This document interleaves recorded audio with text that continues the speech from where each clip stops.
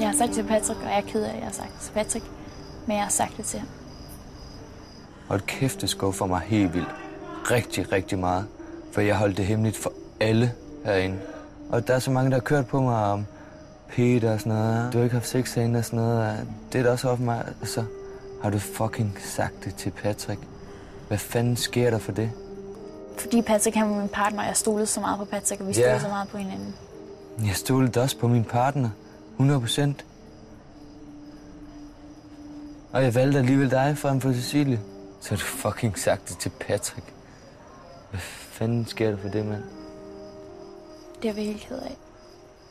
Og du ved også godt selv, at du har pisset på mig på det punkt der. Det ved jeg godt. Jeg håber, du kan stå inden for det.